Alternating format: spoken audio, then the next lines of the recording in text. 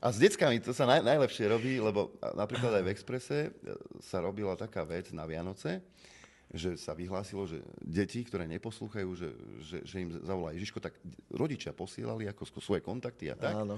A ja som robil toho Ježiška, ktorý volal tým deťom. Malo to veľký úspech, deti na štedrý večer sedeli pribité na gauči, No báli sa jasné. aj dýchať, len aby Ježiško večer prišiel.